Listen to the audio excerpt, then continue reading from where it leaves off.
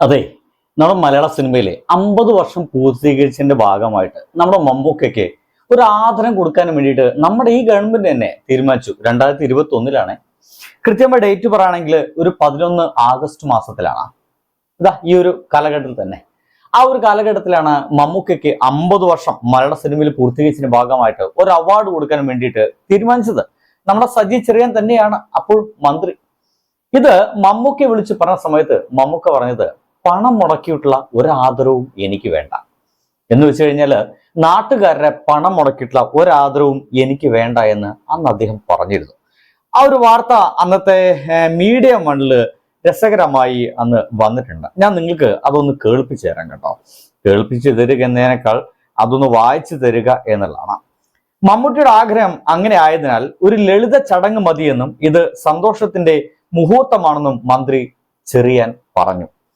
സിനിമയിൽ 50 വർഷങ്ങൾ പൂർത്തീകരിച്ച നടൻ മമ്മൂട്ടിയെ ആദരിക്കാൻ സർക്കാർ തീരുമാനിച്ചിരുന്നു. അപ്പോഴിതാ ആദരവിനെ കുറിച്ച് മമ്മൂട്ടി തന്നെ പ്രതികരണം അറിയിച്ചിരിക്കുകയാണ്. സിനിമാ സാംസ്കാരിക മന്ത്രി സജി ചെറിയാനാണ് മമ്മൂട്ടിയെ വിളിച്ചതിന് ശേഷം സംസ്ഥാന സർക്കാർ ആദരിക്കാൻ തീരുമാനിച്ച വിവരം അറിയിച്ചത്. പണം മുടക്കി ഒരു ആദരവും വേണ്ട, അതും നാട്ടുകാർക്ക് ഉപകരിക്കുന്ന ആ പണം മുടക്കി എന്റെ പേരിൽ ആദരങ്ങളൊന്നും ഉണ്ടാക്കണ്ട. മമ്മൂട്ടി അങ്ങനെ പറഞ്ഞത്. മമ്മൂട്ടിയുടെ ആഗ്രഹം അങ്ങനെ ആയതിനാൽ ഒരു ലളിത ചടങ്ങ് മതിയെന്നും ഇത് സന്തോഷത്തിന്റെ മുഹൂർത്തമാണെന്നും മന്ത്രി ചെറിയാൻ അന്ന് പറഞ്ഞിരുന്നു. അദ്ദേഹം മന്ത്രി സജി ചെറിയാന്റെ വാക്കുകൾ ഇങ്ങനെയായിരുന്നു. മമ്മൂട്ടി ആദരിക്കുന്നതിനായിട്ട് അദ്ദേഹത്തെ ഒന്ന് വിളിച്ചു. അദ്ദേഹം ഒരു കാര്യം മാത്രം പറഞ്ഞത്, സാമ്പത്തികം മുടക്കിയുള്ള ഒരു ആദരവും എനിക്ക് വേണ്ട. ഞാൻ പറഞ്ഞു, താങ്കൾ ആഗ്രഹം അങ്ങനെയാണെങ്കിൽ അങ്ങയുടെ സമയം നൽകണം. ഒരു ചെറിയ ചടങ്ങില് ഒരു ആദരം എന്ന രീതിയിൽ എന്തെങ്കിലും നമുക്ക് ചെയ്യാം. വലിയ ചടങ്ങാണെങ്കിൽ അതിന് ഒരുപാട് പണം വേണം. അത് ഞങ്ങൾ വഹിച്ചോളാം, ഗവൺമെന്റ് വഹിച്ചോളാം. കാരണം സ്വാഭാവികമായിട്ടുള്ള കാര്യമില്ലേ, മമ്മൂട്ടി മോഹൻലാൽ എന്നൊക്കെ വെച്ച് കഴിഞ്ഞാൽ നമ്മുടെ ഒക്കെ ഒരു അഭിമാനമാണ്, കേരളത്തിന് സ്വന്തമാണ്.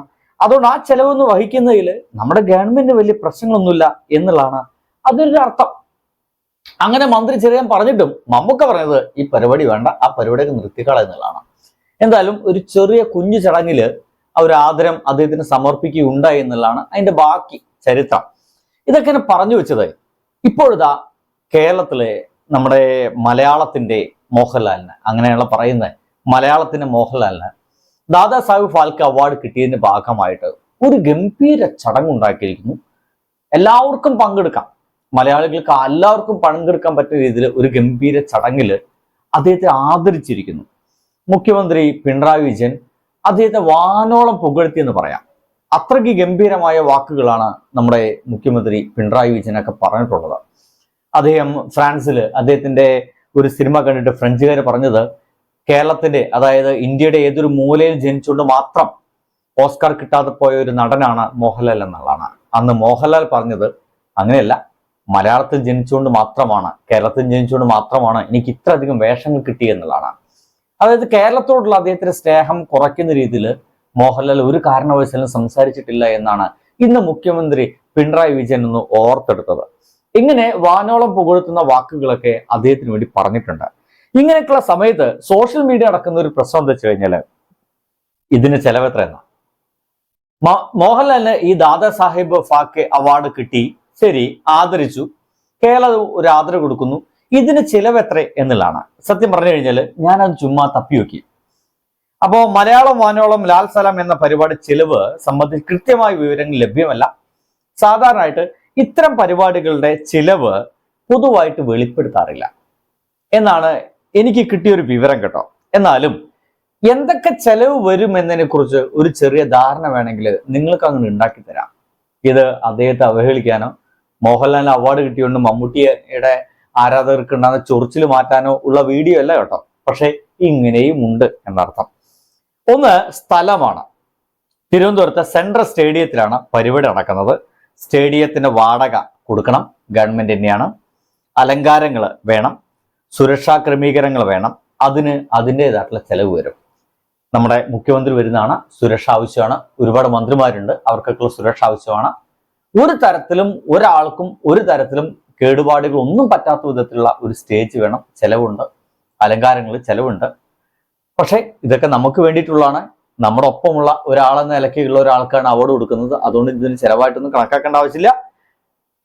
മോഹൻലാലാണ് വരുന്നത്. ഒരു നടൻ എന്നതിനേക്കാൾ കവിഞ്ഞ് അദ്ദേഹം ഒരു ഇസഡ് കാറ്റഗറിയുള്ള എന്ന് വെച്ച് കഴിഞ്ഞാൽ കേണൽ പദവിയുള്ള ഒരു മനുഷ്യനാണ്. സുരക്ഷ ആവശ്യമാണ്. പിന്നെ അതിഥികളാണ്, ഒരുപാട് അതിഥികൾ വരുന്നുണ്ട്. ഈ അതിഥികളുടെ ഇങ്ങോട്ടുള്ള യാത്ര ബത്ത കൊടുക്കുന്നുണ്ടായിരിക്കും.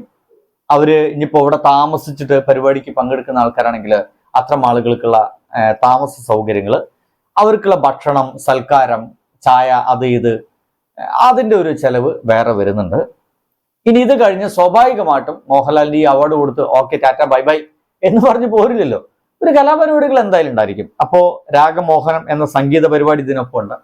മോഹൻലാലിന്റെ ശബ്ദം ഉണ്ട് എന്നൊക്കെ പറയപ്പെടുന്ന MG ശ്രീകുമാർ ചേട്ടനൊക്കെ ഇതിൽ പാട്ട് പാടുന്നുണ്ട്. ഒരുപാട് ആൾക്കാരുണ്ട്. അപ്പോ രാഗമോഹൻ എന്നുള്ള സംഗീത പരിപാടി ഉണ്ട്. ആ സംഗീത പരിപാടിക്ക് പണച്ചെലവുണ്ട്. ഉണ്ടല്ലോ, ഉണ്ട്. മറ്റു കലാകാരന്മാരുണ്ട്. അവരുടെ പ്രകടനങ്ങളൊക്കെ ഉണ്ടായിരിക്കും. അതിന് മൊത്തം ചിലവൊക്കെ കൂടിയിട്ട് നമുക്ക് ഈ പരിപാടി മൊത്തം ചിലവായേക്കാം. അതിനപ്പുറത്തേക്ക് പ്രചാരണം, ഈ പരിപാടി പറ്റിയുള്ള പ്രചാരങ്ങൾ, ലൈവ് ടെലികാസ്റ്റ് എന്നിവയ്ക്കുള്ള ചെലവുകൾ അത് വേറെ വരും. അതുകൊണ്ട് ഇതൊക്കെ വേണമെങ്കിൽ നമുക്ക് കണക്ക് കൂട്ടിയിട്ട് ലക്ഷങ്ങൾ ചെലവ് വന്നിട്ടാണ് മോഹൻലാലിന് ഇങ്ങനത്തെ ഒരു ആദരം കൊടുത്തത്. ഇത് ആവശ്യമുണ്ടായിരുന്നോ എന്നൊക്കെ വേണമെങ്കിൽ ചോദിക്കാം, സ്വാഭാവികമായിട്ടുള്ള ചോദ്യം. പക്ഷെ അതൊരു അസ്വാഭാവികവും ഈ ചൊറിച്ചിലിന്റെ ഭാഗമായിട്ടുണ്ടാവുന്ന മമ്മൂട്ടി ഫാനോളികൾക്ക്, അങ്ങനത്തെ വിളിക്കണം, മമ്മൂട്ടി ഫാനോളികൾക്ക് ഉണ്ടാവുന്ന ചൊറിച്ചിൽ എന്ന് പറയേണ്ടി വരും. കാരണം അത് അവസാനിപ്പിക്കേണ്ടതാണ്. ഈ ഒരു അവാർഡ് കൊടുക്കുന്നതിൽ മമ്മൂട്ടിക്ക് അപാരമായിട്ടുള്ള സന്തോഷം ഉണ്ടാവുള്ളൂ. സഹോദരനെ പോലെ, അനിയനെ പോലെ ഒക്കെ കരുതുന്ന ഒരാളാണ്. അങ്ങനത്തെ ഒരാൾക്ക് അവാർഡ് കിട്ടുമ്പോൾ മമ്മൂട്ടി സന്തോഷിക്കുക ചെയ്യുന്നുള്ള കാര്യത്തിൽ സംശയമില്ല. ഇവിടെ ഉണ്ടായിരുന്നെങ്കിൽ, കേരളത്തിൽ ഉണ്ടായിരുന്നെങ്കിൽ 100% ഈ പരിപാടി ചിലപ്പോൾ വേണമെങ്കിൽ പങ്കെടുത്തു എന്ന് വരും. അങ്ങനെയുള്ള ആ മനുഷ്യനെ വെച്ചിട്ട് ഇങ്ങനത്തെ ഒരു കമ്പാരിസൺ ഇപ്പൊ ചെയ്യുന്നത് ശരിയല്ല എന്നുള്ളതാണ്. പക്ഷേ അത് നടത്താൻ തുടങ്ങിയിരിക്കുന്നു. 2011 മമ്മൂട്ടി അന്ന് പറഞ്ഞ പരിപാടികൾ ഇതും വെച്ചുകൊണ്ട്, മമ്മൂട്ടി അന്ന് പറഞ്ഞത് പണം ചെലവാക്കിയുള്ള പരിപാടിയൊന്നും വേണ്ട. മോഹൻലാൽ അങ്ങനെ പറഞ്ഞില്ല. എന്തായാലും പണച്ചെലവുണ്ട്. അദ്ദേഹം മറ്റുള്ളവർ വരുമ്പോൾ പണച്ചെലവ് സ്വാഭാവികമായിട്ടുണ്ടായിരിക്കും. അതിന്റെ ചെലവൊക്കെ കണക്കൂട്ടുകയാണെങ്കിൽ, അങ്ങനെയൊക്കെ ഒരു എച്ചിത്തര വർത്താനം പറയുകയാണെങ്കിൽ എന്തൊക്കെ നമ്മൾ പറയേണ്ടി വരും. അപ്പൊ ഇതൊക്കെ നമ്മുടെ കൂട്ടത്തിലുള്ള, നമ്മൾ ആരാധിക്കുന്ന, നമ്മൾ ഇനിയും നല്ല വേഷങ്ങൾ ചെയ്യണേ നമ്മൾ ആഗ്രഹിക്കുന്ന ചിലർക്ക് കൊടുക്കുന്ന ഒരു അവാർഡുകളാണ്, സമ്മാനങ്ങളാണ്. നമുക്ക് കിട്ടുന്ന പോലെ അതൊന്ന് സ്വീകരിക്കുക.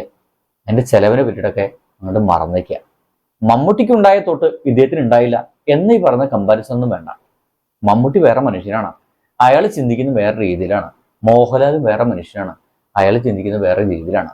നമ്മളൊക്കെ വെവ്വേറെ വ്യത്യസ്ത മനുഷ്യരാണെന്നേ. നമ്മളൊക്കെ ചിന്തകളൊക്കെ വേറെയാണ്. അത് അങ്ങനെയൊക്കെ തന്നെ ആയിരിക്കട്ടെ, അല്ലേ? അവ സുഹൃത്തുക്കളെ, ബൈ.